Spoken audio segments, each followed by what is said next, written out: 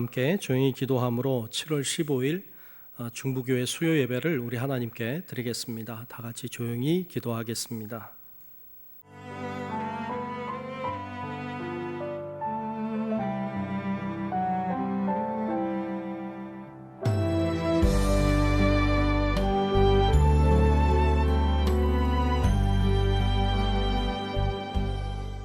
주께 힘을 얻고 그 마음에 시온의 대로가 있는 자는 복이 있나이다. 그들이 눈물 골짜기로 지나갈 때에 그곳에 많은 샘이 있을 것이며 이른 비가 복을 채워 주나이다. 은혜로우신 아버지 하나님, 오늘도 수요 예배를 하나님 앞에 드립니다. 온라인으로 드리는 예배이지만 마음과 뜻과 정성을 다하여 하나님 앞에 예배 드리게 도와주옵시고 이 예배가 하나님이 받으시는 귀한 시간, 귀한 예배 되게 하여 주시옵소서. 예배의 시종을 주님께만 의탁하옵고 살아계신 예수님 이름으로 간절히 기원하옵나이다. 아멘. 다 같이 찬송가 597장 이전에 주님을 내가 몰라 함께 찬송 부르겠습니다.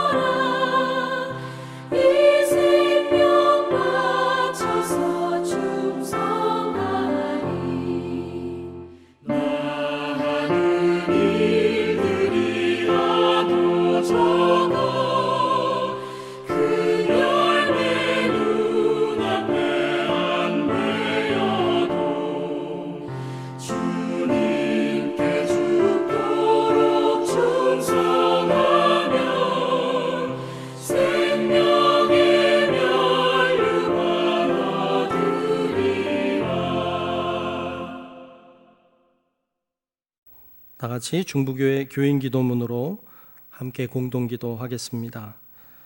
혹 내가 하늘을 닫고 비를 내리지 아니하거나 혹 메뚜기들에게 토산을 먹게 하거나 혹 전염병이 내 백성 가운데 유행하게 할 때에 내 이름으로 일컫는 내 백성이 그들의 악한 길에서 떠나 스스로 낮추고 기도하여 내 얼굴을 찾으면 내가 하늘에서 듣고 그들의 죄를 사하고 그들의 땅을 고칠지라.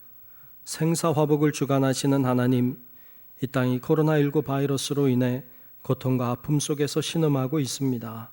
주여 우리를 불쌍히 여겨 주시옵소서. 먼저 우리의 더러운 죄악을 용서해 주시옵소서. 우리가 죄악 속에 살아왔음을 고백합니다. 거룩하라고 하셨지만 거룩하지 못했고 사랑하라고 하셨지만 사랑하지 못했습니다. 불의하고 죄로 가득한 사회를 보면서도 용납하고 때론 눈 감고 살아왔음을 회개합니다. 우리를 불쌍히 여기사 용서해 주시옵소서. 코로나19 바이러스로 인해 병든 이들을 치유해 주시고 고통과 두려움과 우울함 속에 있는 주의 자녀들에게 용기를 허락해 주시옵소서. 이 바이러스와 싸우는 지도자들과 의료진에게 지혜와 용기를 주셔서 지치지 않게 하시고 잘 인도하게 하여 주시옵소서. 이 악한 바이러스의 세력이 속히 물러가게 하시고 정치, 경제, 사회, 문화 모든 분야에 있어서 이 땅이 안정되게 회복시켜 주시옵소서. 보통의 평범한 삶이 복임을 알게 하시고 주님의 은혜 속에 살아왔음을 깨닫게 하여 주시옵소서. 하나님이 세우신 교회들을 보호하시고 우리 중부교회도 지켜주시옵소서. 모두의 건강과 안전을 지켜주시고 교회의 모든 예배와 활동이 정상화될 수 있도록 인도해 주시옵소서. 모든 백성이 고난 중에 하나님을 향하여 기도하게 하시고 모든 것이 하나님의 능력 안에 있음을 깨닫고 주께 돌아오는 기회가 되게 하여 주시옵소서. 우리를 사랑하시는 예수 그리스도의 이름으로 기도하옵나이다. 아멘. 오늘 주시는 말씀을 보겠습니다. 오늘 말씀은 빌립보서 4장 8절과 9절 말씀입니다. 빌립보서 4장 8절과 9절 두 절의 말씀을 제가 봉독하겠습니다. 끝으로 형제들아, 무엇에든지 참되며 무엇에든지 경건하며 무엇에든지 옳으며 무엇에든지 정결하며 무엇에든지 사랑받을 만하며 무엇에든지 칭찬받을 만하며 무슨 덕이 있든지 무슨 기림이 있든지 이것들을 생각하라. 너희는 내게 배우고 받고 듣고 본 바를 행하라. 그리하면 평강의 하나님이 너희와 함께 계시리라. 아멘.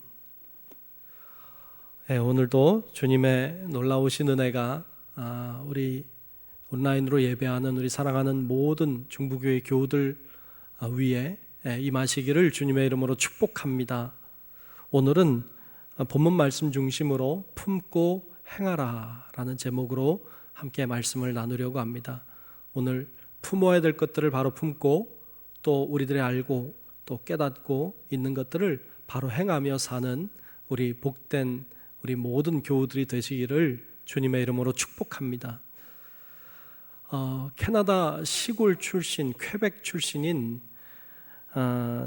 장 크레티eng이라고 하는 사람이 있습니다. 이 장 크레티eng이라고 하는 사람은 어린 시절 안면 근육 장애를 앓게 되었습니다. 안면 근육 장애를 앓았는데 그가 시골 출신이고 또 굉장히 가난하고 어려웠기 때문에 치료를 제대로 받지 못했습니다. 그래서 말을 더듬거리게 되어버렸습니다. 게다가 그가 시골 출신이라는 것을 놀리는 친구들 때문에 많은 괴롭힘을 당하고 그리고 한 번은 싸웠는데 싸우다가 잘못 맞아서 한쪽 청각을 잃어버리고 말았습니다. 그처럼 말도 더듬거리고 한쪽 귀도 잘 듣지 못하는 그가 그래도 나름대로 열심히 살아서 결국 시간이 흐른 뒤에 그가 캐나다 총리에 출마하게 되었습니다. 선거운동을 막 하다 보니까 반대파에 있는 사람들이 막 비아냥거리고 비판을 합니다. 이런 소리였죠. 그를 향해서 시골 호박 같다 혹은 시골 변호사다 이렇게 놀리기도 했고 그의 외모를 또 그가 더듬거리는 말투를 비아냥거리기도 했습니다. 그러면서 말하기를 나라를 대표하는 사람이 언어 장애를 가지고 있다는 것은 큰 흠이다. 그런 이야기를 하고 비아냥거렸죠. 나라를 대표하는 자가 말을 더듬는 것은 정말 좀 큰 장애일 수 있을 것입니다. 그런데 그 이야기를 이가 듣고 그가 이렇게 대답을 했다고 합니다. 저는 말을 잘 못합니다. 하지만 거짓말은 하지 않습니다. 라고 말했다고 하죠. 그래서 그 말이 캐나다 백성들의 마음을 움직였고 그는 결국 총리에 당선이 되었습니다. 그가 정치계에 입문해서 40여 년 동안 지내는 동안에 그가 10번의 장관도 지냈고 3번의 총리도 하는 참 놀라운 일을 그가 이루었던 것을 볼 수가 있습니다. 그의 말처럼 맞습니다. 정말 언어 장애가 중요한 것이 아니고 거짓말을 하지 않는 것이 중요한 것이죠. 예, 맞습니다. 마찬가지로 중요한 것이 있는데요. 그것은 우리가 어떤 환경 속에 사느냐보다 더 중요한 것은 우리가 과연 어떤 것을 품고 사느냐가 중요한 것입니다. 우리가 살아가는 환경이 중요한 게 아니고 내가 품고 사는 것이 무엇을 품고 사는가가 더 중요하다는 것입니다. 마찬가지로 우리가 무엇을 알고 있느냐가 중요한 게 아니라 내가 알고 있는 것을 가지고 그대로 삶으로 실천해내고 있느냐가 더 중요하다는 것입니다. 그것을 오늘 본문 말씀을 통해서 발견하게 됩니다. 과연 여러분들은 무엇을 품고 살고 계십니까? 여러분들은 정말로 알고 있는 것을 그대로 실천하는 삶을 살아내고 계십니까? 이것이 다른 것보다 더 중요하다는 사실을 발견하게 됩니다. 사도 바울은 빌립보서를 통해서 계속해서 우리가 어떻게 살아가야 될 것인지에 대하여 반복하여 많이 말씀해 주고 있습니다. 우리가 오늘 4장 8절 9절 말씀 보았지만 바로 앞쪽에 우리 지난주 수요일 날 살폈었는데요. 4장 4절부터 7절까지 말씀해 보면 세 가지 중요한 요소를 우리들에게 강조하고 있는데요. 그것을 보면 믿음과 소망의 사랑인데요. 그것을 좀 다른 말로 표현하고 있죠. 믿음에서 나오는 기쁨을 가지고 살고 있는지, 정말 사랑에서 나오는 그 관용의 마음을 가지고 살고 있는지, 정말로 소망을 가지고 그리고 기도하며 살고 있는지에 대하여 우리들에게 말씀했습니다. 그러면서 오늘 8절로 넘어오면서 끝으로라는 말로 시작하고 있죠. 마지막으로 중요한 무엇인가를 이야기하고 있다는 암시를 하고 있는데요. 무엇은 이야기를 하고 있는가 좀 같이 생각해 보려고 합니다. 오늘 본문 말씀은 끝으로라고 말하면서 중요한 것, 품어야 될 것이 무엇인지 그리고 행해야 할 것이 무엇인지에 대하여 우리들에게 가르쳐주고 있는데요. 첫 번째로 먼저 우리가 살펴야 될 것은 품어야 할 것들입니다. 과연 우리는 무엇을 품고 살아야 될까요? 오늘 본문 8절은 이렇게 기록하고 있는데요. 품어야 될 것들을 이야기하고 있습니다. 오늘 본문 8절을 보겠습니다. 끝으로 형제들아 무엇에든지 참되며 무엇에든지 경건하며 무엇에든지 옳으며 무엇에든지 정결하며 무엇에든지 사랑받을 만하며 무엇에든지 칭찬받을 만하며 무슨 덕이 있든지 무슨 기림이 있든지 이것들을 생각하라. 아멘. 이 본문 말씀이 조금 어려워 보입니다. 도대체 뭘 어떻게 하라는 것인가 이런 생각이 들죠. 공동번역서를 보니까 좀 더 명확하게 번역을 해 놓았습니다. 공동번역은 이렇게 번역했어요. 형제 여러분, 끝으로 여러분에게 당부합니다. 여러분은 무엇이든지 참된 것과 고상한 것과 옳은 것과 순결한 것과 사랑스러운 것과 영예로운 것과 덕스럽고 칭찬할 만한 것들을 마음속에 품으십시오. 그랬습니다. 좀 더 명확해 보입니다. 즉 8가지 요소를 품으라라고 말하고 있는데 8가지 요소가 무엇입니까? 좀 자세히 들여다보면 참된 것을 품어라. 또 경건한 것을 품어라. 옳은 것을 품어라. 정결한 것, 순결한 것을 품어라. 또 사랑받을 만한 것을 품어라. 칭찬받을 만한 것, 명예로운 것을 품어라. 덕스러운 걸 품어라. 또 기림을 품어라. 기림은 다시 이야기하면 칭찬인데요. 기림, 칭찬을 품어라 라고 이야기하고 있습니다. 사람이 무엇을 품고 사느냐 하는 것은 대단히 중요합니다. 무엇을 품고 사느냐가 그 사람의 됨됨이를 결정하고요. 그 무엇을 품고 있느냐가 결국에 열매로, 결과로 드러나게 되어 있기 때문에 그렇습니다. 어떤 사람은 불만을 품고 삽니다. 이 사람에게서 나오는 건 선하고 좋은 게 나올 리가 없습니다. 늘 불만에 섞인 말들과 불만의 행동들이 나오게 되어 있는 것이죠. 그건 당연한 것입니다. 어떤 사람은 복수를 품고 삽니다. 원한을 품고 삽니다. 그에게서 나오는 것은 복수의 말, 원한의 말이 될 것입니다. 그런 행동이 되겠죠. 자기가 그것을 품고 있기 때문에 그런 것이 나올 수밖에 없습니다. 반면에 어떤 사람은 사랑을 품고 삽니다. 사랑이 나오겠죠. 섬김을 품고 삽니다. 섬기는 행위가 나오게 될 것입니다. 이처럼 좋은 것을 품고 있는 사람들에게는 좋은 결과, 좋은 행동, 좋은 말을 기대하게 됩니다. 특히 신앙적인 행동, 신앙적인 어떤 덕목들을 품고 사는 건 대단히 신앙적으로 좋은 것이죠. 결국 신앙적인 좋은 덕목들을 품고 사는 자에게서는 하나님의 나라를 위한 아름다운 결실과 열매가 나올 수밖에 없습니다. 그러므로 무엇을 품고 사느냐 하는 건 대단히 중요한 일입니다. 그런데 한 가지 의문이 듭니다. 그것은 본문 말씀이 끝으로라고 시작하면서 굉장히 중요한 말을 할 것만 같은데 오늘 말씀에 나와 있는 우리 8가지 덕목을 보았지만 이 8가지 덕목이 어떤 신앙적인 덕목이라고 보기는 좀 어렵습니다. 이 8가지 덕목이 오히려 굉장히 윤리적이고 그리고 도덕적인 덕목들을 이야기하고 있습니다. 마지막으로 이야기하는 건 좀 더 신앙적인 덕목들로 권면할 것 같은데 오늘 말씀은 오히려 윤리적이고 도덕적인 덕목들로 권면하고 있는 것이 오히려 의아스럽습니다.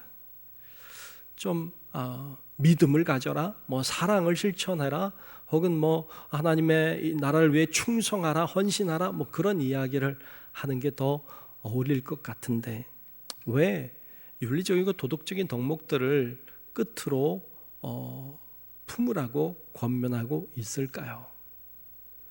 이 말씀을 깊이 묵상해 보면 그런 생각을 가지게 됩니다. 신앙인이 되기 이전에 사람다운 사람이 되어야 한다는 것을 강조하고 있는 것은 아닐까요? 좋은 신앙인이 되기 이전에 사람다운 사람이 되어야 한다. 그것을 강조하고 있는 것처럼 보입니다. 어떤 목사님이 그런 이야기, 그런 질문을 하신 적이 있습니다. 교회에 어떤 직분자를 세워야 되는데 누구를 세우면 좋을까요? 물으면서 두 사람의 예를 들고 있는데요.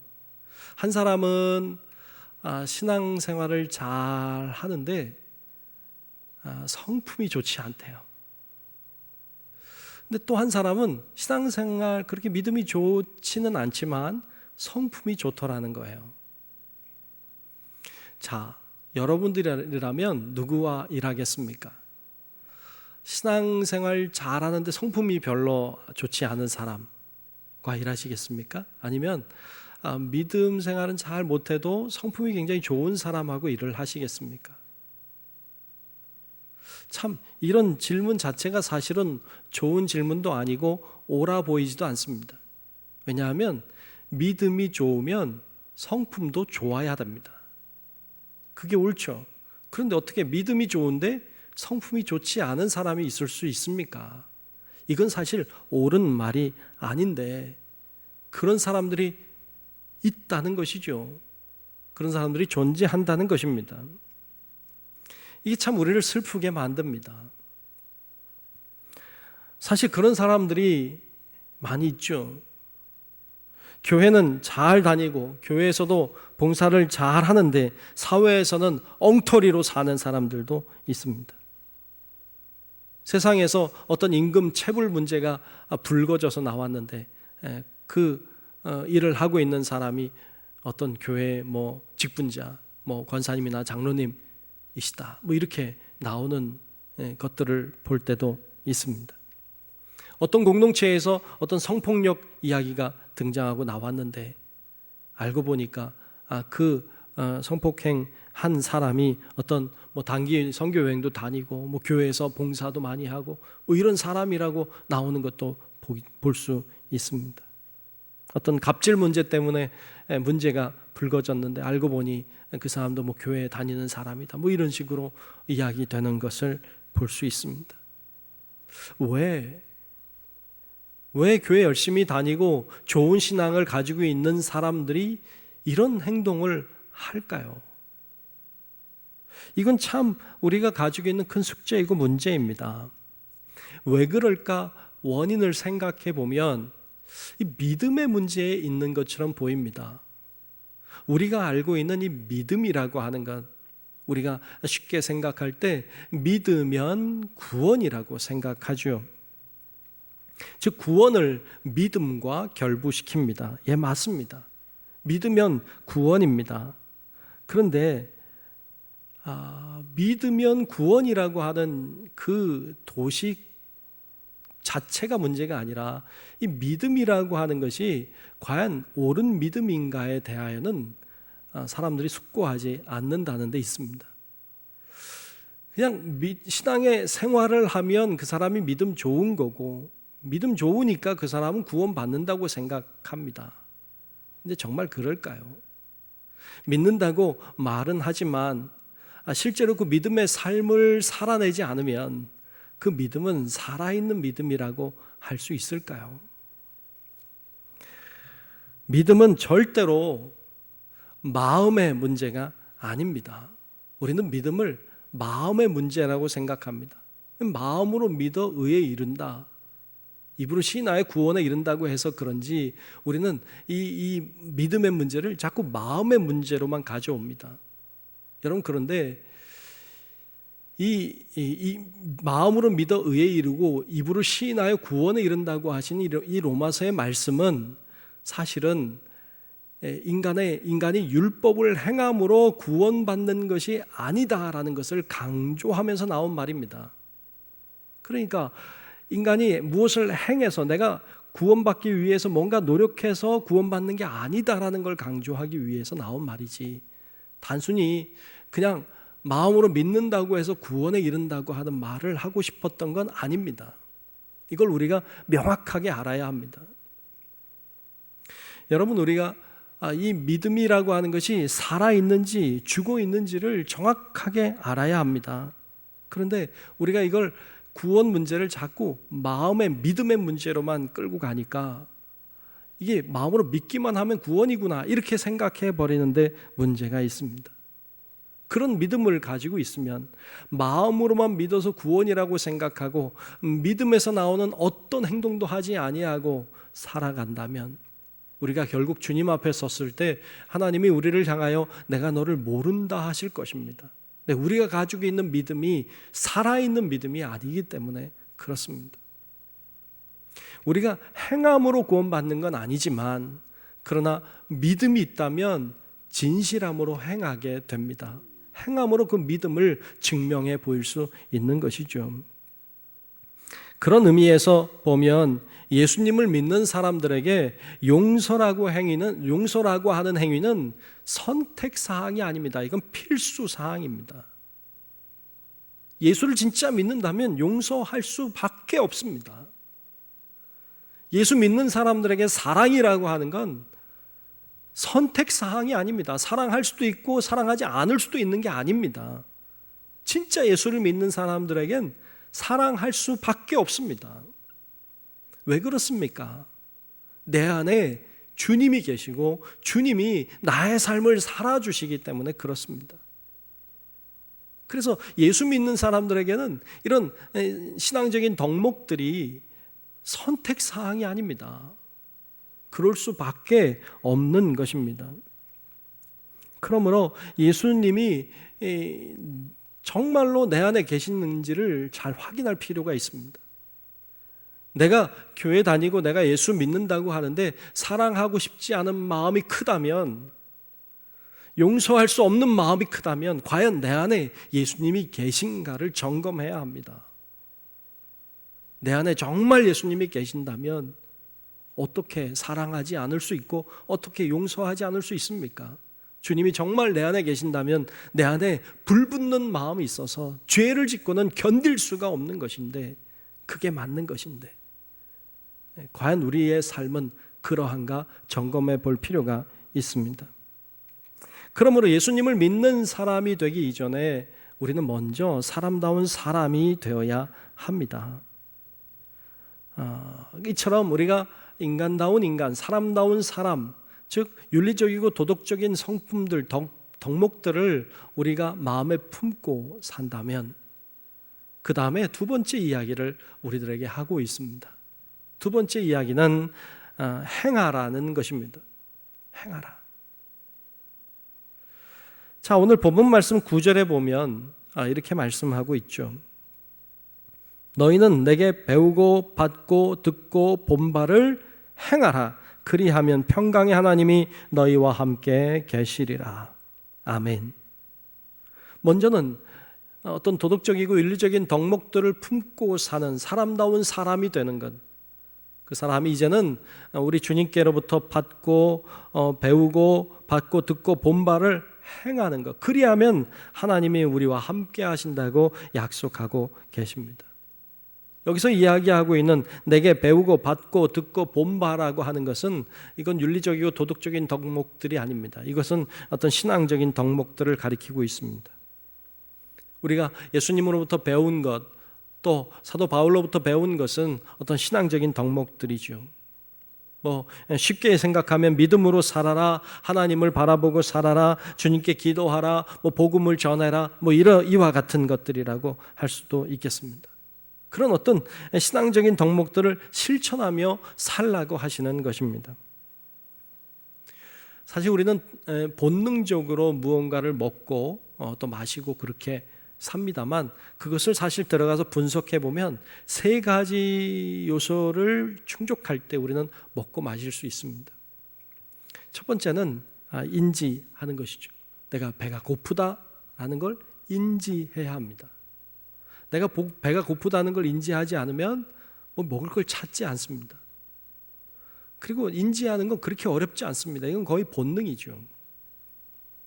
자, 내가 배고프다는 걸 인지했으면 그 다음으로 하는 것은 무엇인가 하면 내가 배가 안 고프려면 무엇인가를 먹으면 된다고 하는 지식이 있으면 됩니다.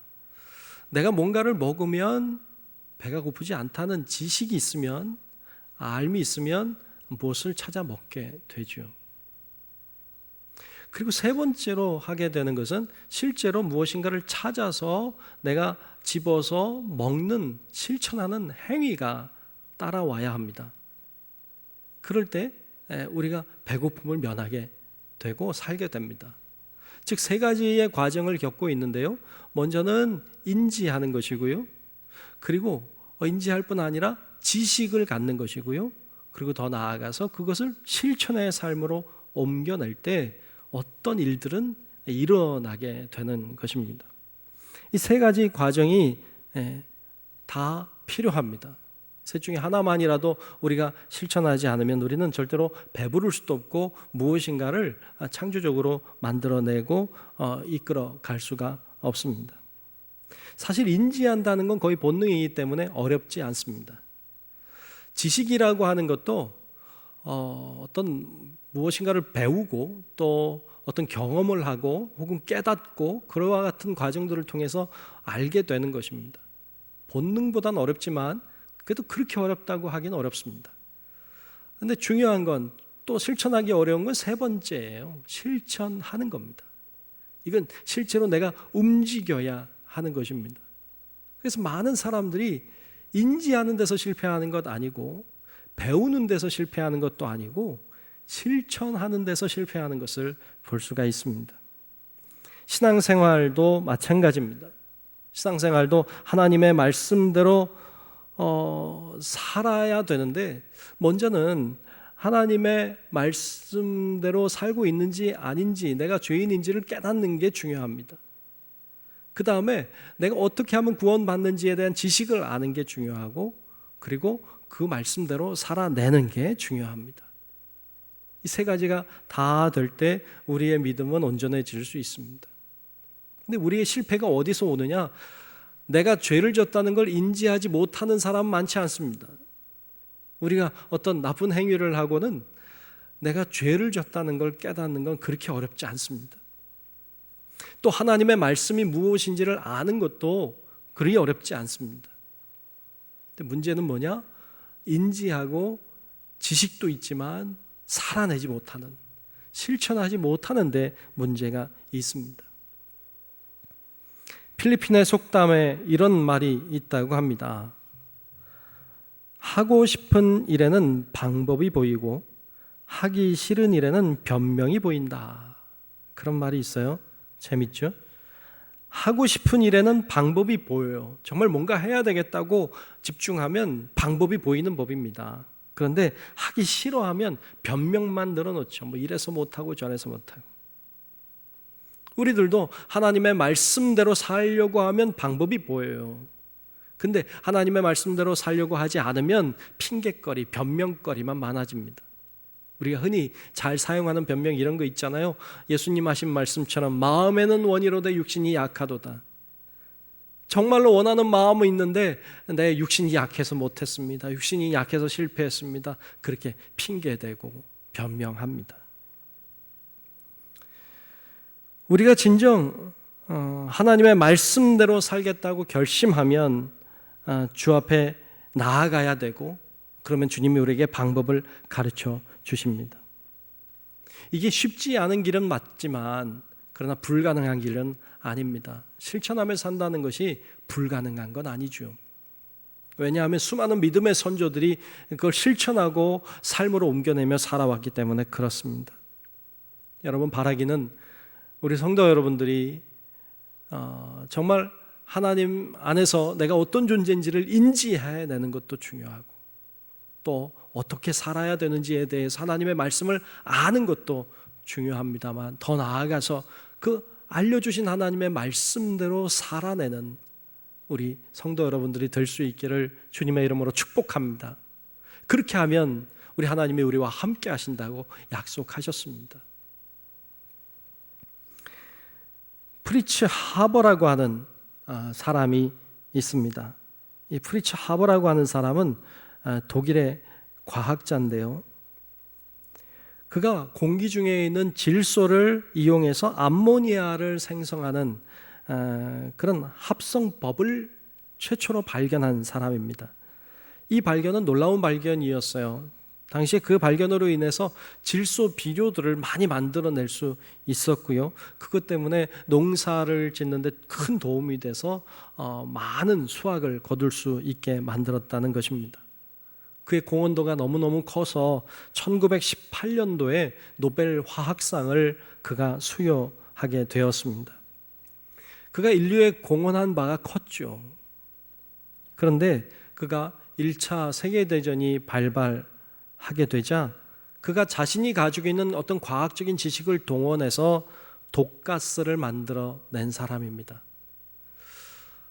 전쟁에 독가스를 살포해서 사람들을 죽이는 화학전을 이제 제안한 사람이기도 합니다. 이 사람이 독가스를 만들 때 그의 아내가 그 사실을 보고 분노했습니다. 그리고 이건 안 된다고, 만들면 안 된다고 했지만 말을 듣지 않았어요. 그의 아내가 스스로 목숨을 끊어버립니다. 그래도 이 사람은 자신의 의지를 굽히지 않습니다. 그리고 자기 독일이라고 하는 자기 나라의 그 전쟁의 승리를 위해서 독가스를 만들어서 제공하고, 그리고 실제로 독가스를 사용한 것으로 알고 있습니다. 결국 그가 별명을 가지게 됐는데 독가스의 아버지라고 하는 별명을 가지게 됐고요. 지금까지 노벨 그 상을 받은 수많은 과학자들 중에 최악의 수상자로, 부끄러운 수상자로 이름을 남겼습니다. 그런데 그가 참 어떻게 보면 인류를 위해서 공헌한 바도 있지만 정말 해서는 안 되는 일을 한 사람이기도 했습니다. 과연 무엇을 품고 있었는가가 중요해 보입니다. 게다가 이 사람이 독일에서 태어나고 독일에서 자랐고 독일을 위해 살았지만 이 사람은 하나님을 섬기는 유대인이었습니다. 하나님을 믿고 하나님을 섬기는 사람이었지만 그는 독가스를 만드는 사람이기도 했었던 것입니다.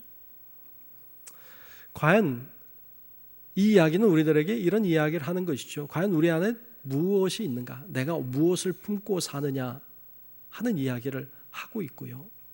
또 하나는 하나님을 믿는 우리가 과연 어떻게 살아야 되는지에 대하여, 무엇을 실천하고 행하며 살아야 되는지에 대하여 우리들에게 이야기하고 있는 듯 보입니다. 우리 성도 여러분들이 참 사람다운 사람이 먼저 되어야 합니다.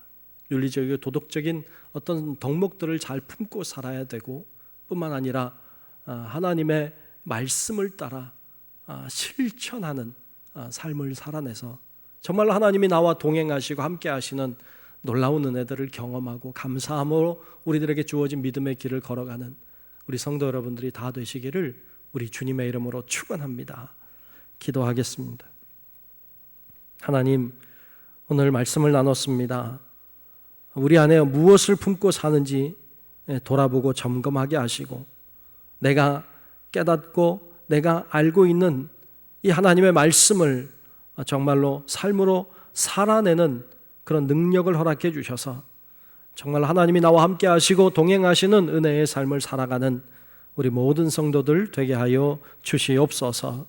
예수님 이름으로 간절히 기도하옵나이다. 아멘. 다 같이 찬송가 449장 예수 따라가며 함께 찬송 부르겠습니다.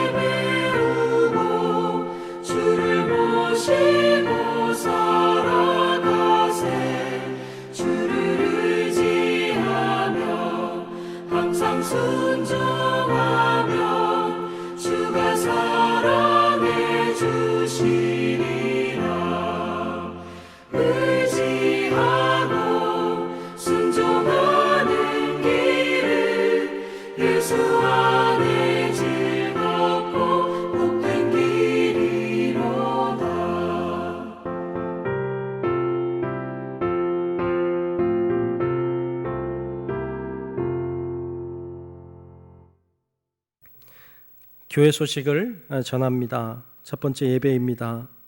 주일에는 모이는 예배 1, 2, 3, 4부 예배 다 드리고 있습니다. 가급적이면 여러분 나오셔서 현장 예배에 참여하시기 바랍니다. 부득이한 사정이 있으신 분들, 또 몸이 불편하여서 움직이기 어려우신 분들, 열이 있는 분들, 이런 분들은 온라인을 통해서 예배를 드리시면 좋겠습니다. 주중 예배, 수요 예배 이렇게 하고 있는 거 우리가 수요 예배만 이렇게 하고 있습니다. 다른 예배들도 다 회복이 될 수 있도록 기도해 주시기 바랍니다. 우리 중고등부도 모이는 현장 예배를 드리고 있습니다. 자녀들 잘 보내주시고 또 모든 어린이들 예배까지 다 회복이 되도록 많이 기도해 주시기 바랍니다. 두 번째, 교회학교입니다. 교회학교는 영상을 통해 예배와 공과가 진행이 되고 있습니다. 학부모님들이 적극적으로 협조해 주시기를 바랍니다. 세 번째, 기도회입니다. 중부교회 교회 기도문으로 우리가 기도하고 있습니다. 매일 오후 9시에 여러분 기도해 주시기 바라고요. 또 연속 기도회도 진행 중입니다. 잘 참여해 주시기를 바랍니다. 축도하겠습니다. 이제는 우리의 영원한 구원자이신 예수 그리스도의 크신 은혜와 하나님 아버지의 만극하고 놀라우신 사랑하심과 성령님의 감화 감동 인도 보호하시는 놀라우신 은총이 정말로 품어야 될 덕목들을 잘 품고 우리가 실천하고 행동으로 옮겨야 될 하나님의 말씀을 잘 따라가는 하나님의 사람 되어 정말 하나님이 함께 하시는 은혜의 삶 살기를 소원하는 우리 사랑하는 모든 성도들 머리 위에 이제로부터 영원토록 함께 하시기를 간절히 축원하옵나이다. 아멘.